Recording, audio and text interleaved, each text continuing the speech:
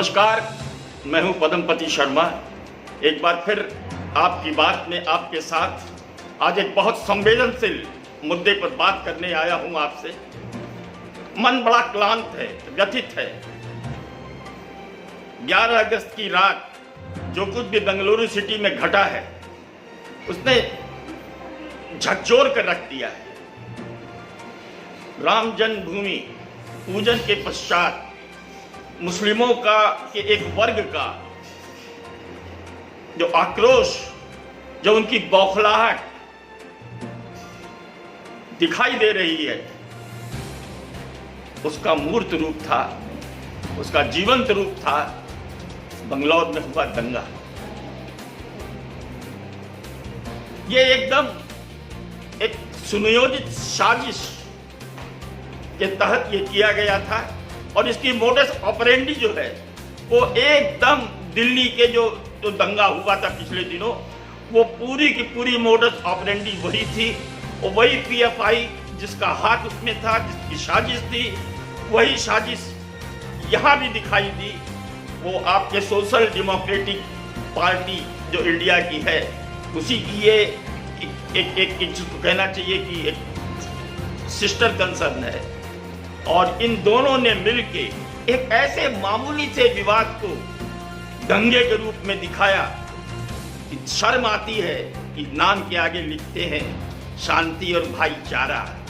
शांति और भाईचारे की शायद ABCD भी नहीं जानते।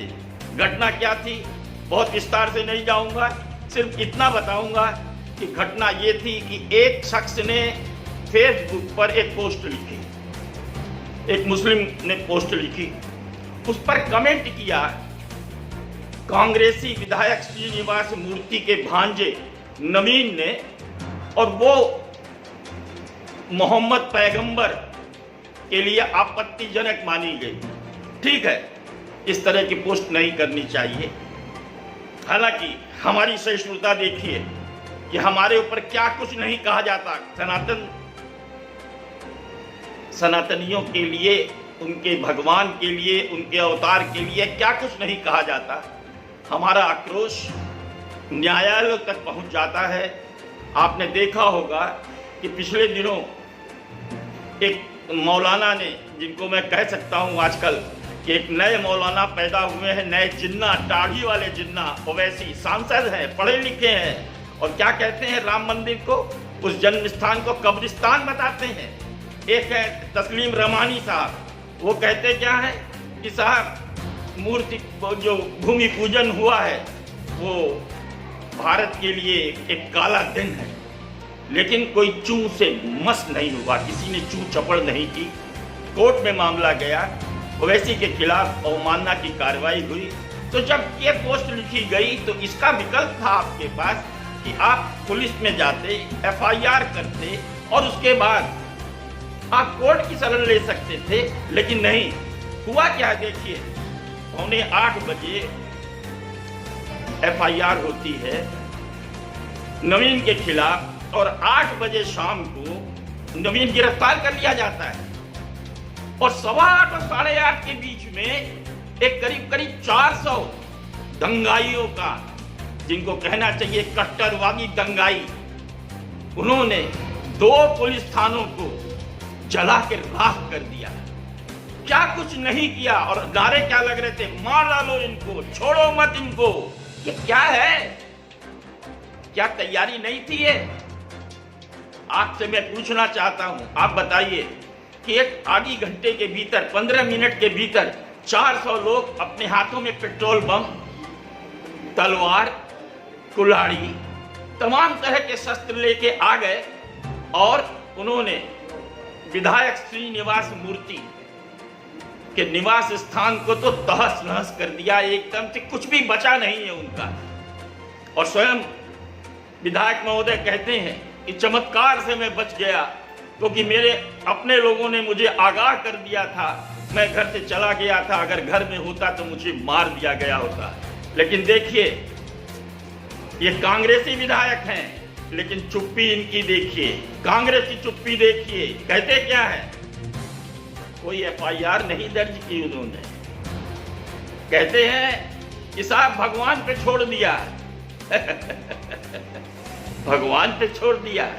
सच ये है कि जिस विधानसभा क्षेत्र के वो सब विधायक हैं, वहां 70% मुसलमान आबादी है।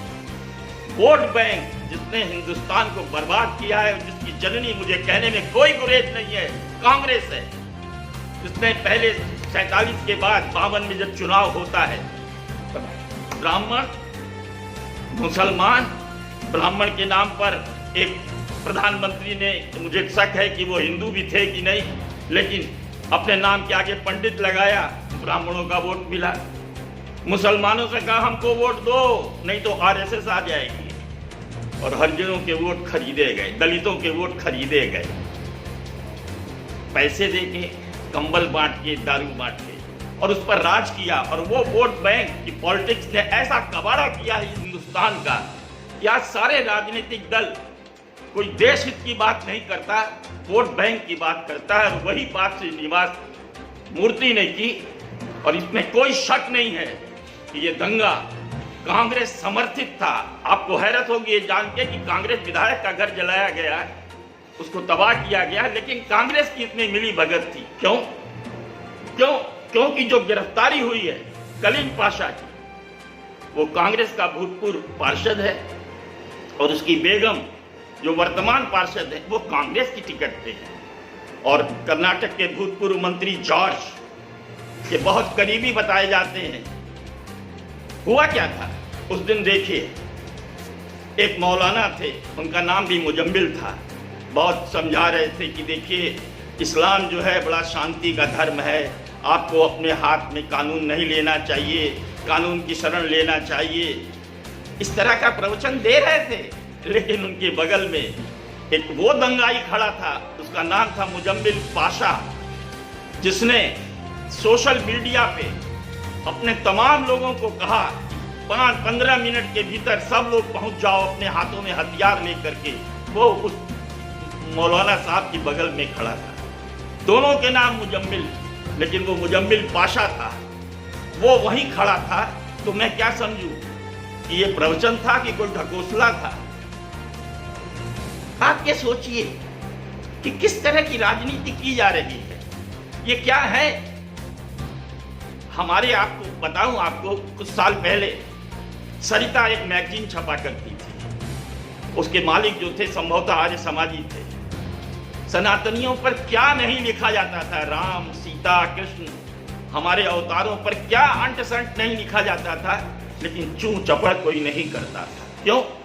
क्योंकि ये सनातन धर्म जो है ना, ये सनातन है, अक्षुण है, और अपने लचीलेपन के कारण, अपने टॉलरेंस के कारण, अपनी सहिष्णुता के कारण, वो सहिष्णुता, वो टॉलरेंस क्या आपको इस्लाम में दिखाई देती है? जिसने ये किया उसे खारिज कर दिया जाता है।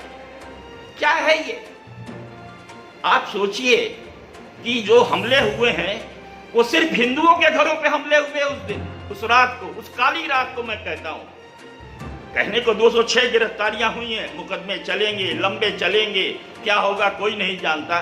लेकिन आप सोचिए कि पीएफआई जिसने दिल्ली में दंगे कराए थे, जो साबित हो गया कि करोड़ों रुपए आए थे उसके लिए, और वो किस तरह से प्लान के साथ हुआ था, और आम आदमी पार्टी का वो ताहिर हुसैन वो गिरफ्तार है, वो अंदर है, और उसने किस तरह से जुल्म ढाया था, किस तरह से मारा गया था। क्या बताऊं, मेरे को कहने में भी दिक्कत हो रही है कि वो निर्ममता उन्हीं लोगों से आ सकती है जो जीवा के शौकीन होते हैं, जिनकी जीवा करने की आदत होती है। और वही काम वहां भी हुआ है, बंगलौर में भी हुआ है।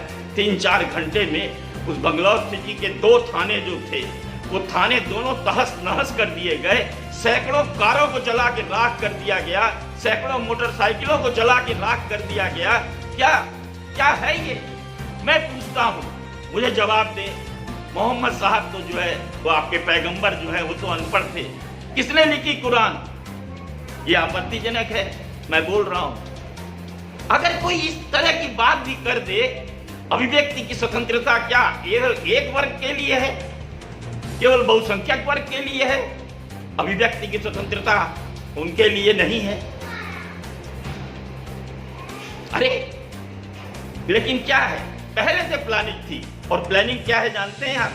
प्लानिंग ये थी, इसके अंदर बहुत बड़ी राजनीति भी ये थी कि कहने वाले ये कहते हैं कि कांग्रेस के जो पकड़ाए हैं, जो गिरफ्तार हुए हैं, वो चाहते थे कि श्रीनिवास मूर्ति से जो है वो ले लिया जाए, वो अगला चुनाव न जीत पाए, इसलिए उनके खिलाफ ये आक्रोश दिया। क्योंकि श्रीनिवास मूर्ति का कहना है कि 10 साल से मेरे भांजे का कोई संबंध मुझसे नहीं था, ये उनका भांजा था, भतीजा नहीं जो कहा जा रहा है।